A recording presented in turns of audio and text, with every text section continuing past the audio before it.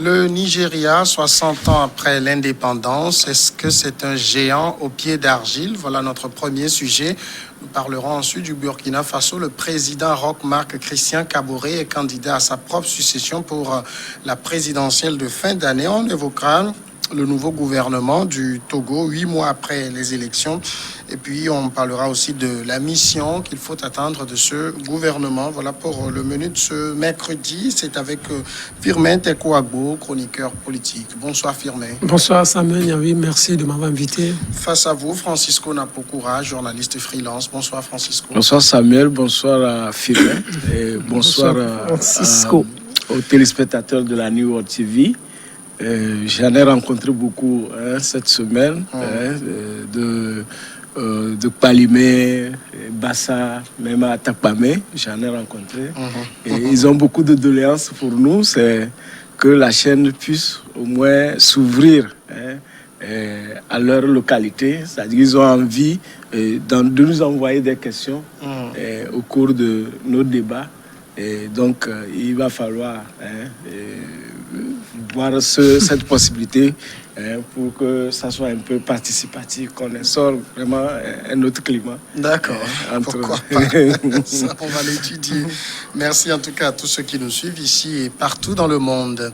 Nous commençons avec le Nigeria. Il était minuit passé à Lagos lorsque le drapeau vert et blanc du Nigeria est hissé à la place de l'étendard britannique sur la piste de l'hippodrome et flotte pour la première fois dans le ciel de la toute jeune nation africaine. Quelques heures plus tard, en cette matinée du 1er octobre 1960, la représentante de la reine Elisabeth II remet au nouveau Premier ministre du Nigeria, Abubakar Tafawa Balewa, la constitution du Nigeria.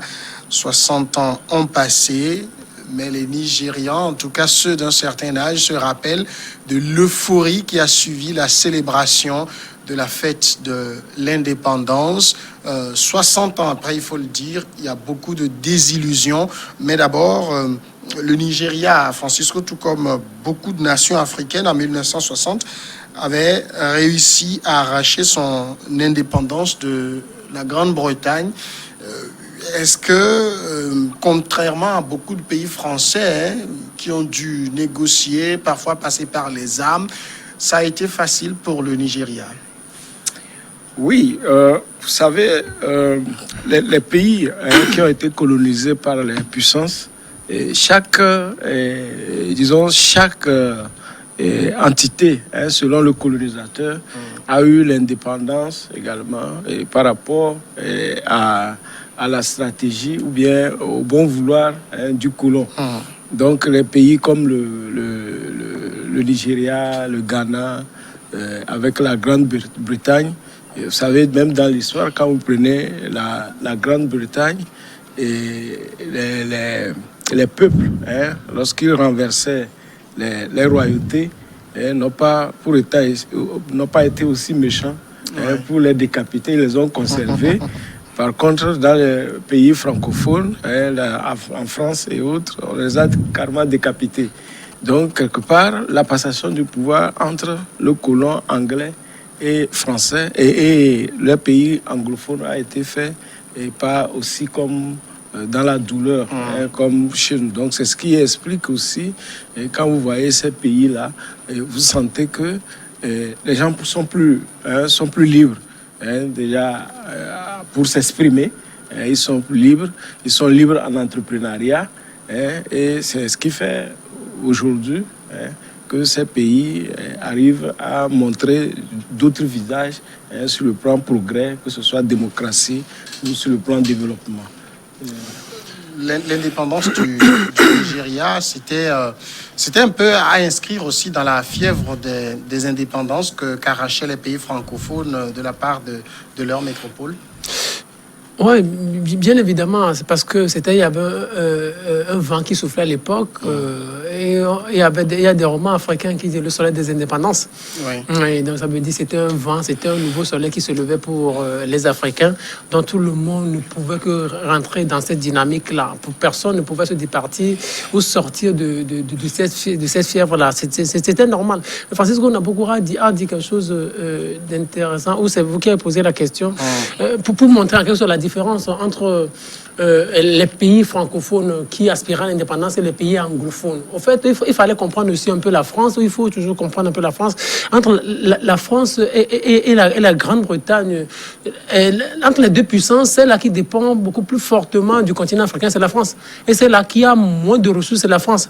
Donc, la France ne pouvait pas accepter facilement se départir de ses colonies, les laisser tellement indépendantes. Comment elle allait vivre, comment elle allait s'en sortir. Quand vous voyez la France, elle a moins de ressources aujourd'hui. Donc, la France sans l'Afrique, elle serait pauvre en quelque sorte. C'est comme Bongo disait que la France sans le Gabon, c'est comme un avion sans carburant. Et le Gabon sans la France. Et vous imaginez, et même les scientifiques, certains scientifiques ont même dit que le pétrole gabonais, les Français en ont beaucoup plus profité que les Gabonais eux-mêmes. Donc la France ne pouvait pas se départir de l'Afrique. Or, la Grande-Bretagne pouvait se passer de l'Afrique. C'est pour cela qu'il y avait tellement de mesures restrictives entre la France et ses colonies par rapport à cette relation qui existait entre la Grande-Bretagne et ses colonies. Donc, l'autre chose aussi, c'est que les Africains voulaient les indépendances. À l'époque, moi, je suis un anti-indépendantiste, c'est-à-dire en nous inscrivant dans les années 60, c'est-à-dire c'est un système moderne qui a été imposé aux Africains. Ils ne maîtrisaient pas encore le système, ils n'avaient pas encore les moyens pour pouvoir vivre seuls ou gérer leur pays. Ils ont au nom d'une certaine illusion, au nom d'une certaine liberté, ils ont voulu accéder à l'indépendance. Ce qui était normal, mais il fallait juger de l'opportunité de la situation. Par exemple, on disait en 1960, la RDC qui aspirait à l'indépendance n'avait que 25 intellectuels. Est-ce qu'avec 25 intellectuels, on pouvait développer un pays? Pas possible. Donc, on a eu l'indépendance, mais on ne pouvait pas se départir des Blancs. Donc, les Blancs aussi ont compris cela. Et ils sont toujours là. Ils savent jusqu'à présent que les Africains ne peuvent pas se départir d'eux. Oui, mais Fimel, faut pas catégoriser, et disons être catégorique en disant que les pays n'étaient pas prêts. Et au lendemain des indépendances, tous ceux qui avaient eu l'indépendance essayaient de faire quelque chose. C'est qu'ils ont été remis en cause par le colon qui n'a pas voulu qu'ils s'affranchissent de leur gouverne. Donc c'est ça qui a été le problème de l'Afrique. Sinon les intellectuels, aujourd'hui on en a produit beaucoup et suffisamment, mais ils sont des problèmes encore pour nos nations. Oui, donc, mais l'autre chose aussi, par exemple, si je prends l'histoire du Togo, les Togolais ont eu l'indépendance en 1960. Mais vous imaginez, la plupart de ceux-là qui m'ont enseigné, les enseignants, ils ont été enseignés par les Blancs. Vous imaginez? Donc ça veut dire en 1960, le Togo, par exemple, n'avait pas assez de cadres enseignants, le Togo n'avait pas assez de cadres médecins, le Togo n'avait pas assez de cadres ingénieurs. Donc vous n'aviez pas tout ça là. Pourquoi vous vous asseyez à l'indépendance? On pourrait dire, moi, c'est pour cela qu'aujourd'hui, je peux être d'accord avec les progressistes qui voulaient d'une indépendance progressive. Je donne encore cet exemple.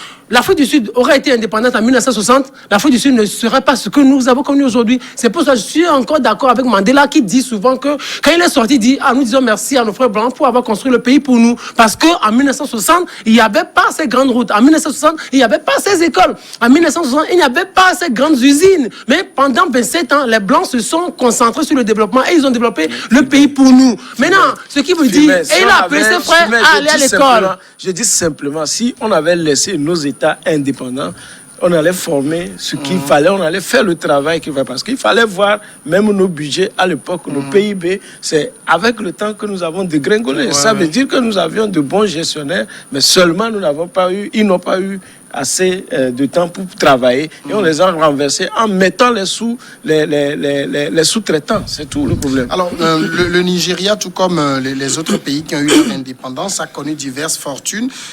Déjà 6 ans après, on se rappelle l'assassinat du Premier ministre nigérian et puis le pays a sombré. Il y a eu la guerre du Biafra, il y a eu ces successions d'assassinats et tout. Qu'est-ce qu'on va dire finalement que le fait de prendre son destin en main, les élites n'ont pas pu gérer cette période-là? Ce ne sont pas les élites qui n'ont pas pu gérer la période. C'était cette manipulation que, effectivement, le colon a accepté de rendre, n'est-ce pas, la souveraineté à nos pays, mais ce n'était pas sincère. Lorsque on voit qu'il y a tel comment l'appelle-t-on, tel dirigeant qui veut trouver des partenaires ailleurs, il faut le zigouer. Donc il faut passer toujours par... il faut toujours passer par l'intérieur, trouver celui qui veut prendre le pouvoir après, et puis faire un coup d'État. C'est ce qu'il y a. Regardez le grand Nigeria, qui, après 60 ans d'indépendance, qui est même un des premiers pays producteurs du pétrole d'Afrique, qui n'a pas de raffinerie. C'est 60 ans après qu'on est en train d'installer une raffinerie.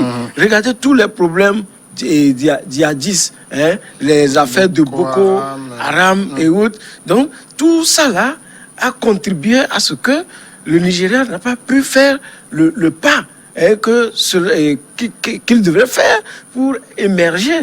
Mais Dieu merci, là où nous sommes aujourd'hui, je pense que la locomotive est en marche, et ça va. Et le Nigeria prouve aujourd'hui que sur le continent, il est un moteur sur lequel il faut compter. Donc, Nigeria, un géant au pied d'argile. Donc il faut savoir que tout géant en construction, en déclin, a disons, un peu d'argile sous le pied. Donc ce n'est pas... C'est